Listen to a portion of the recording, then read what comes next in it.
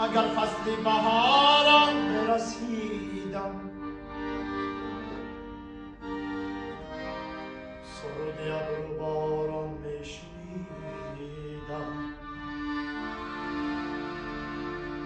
و مثل خوشه های دان گندم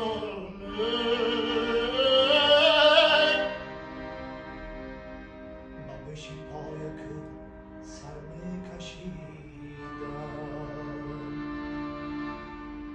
باران اگر بیمارم زمین اگر بیکارم باران اگر بیمارم زمین اگر بیکارم پرنده ها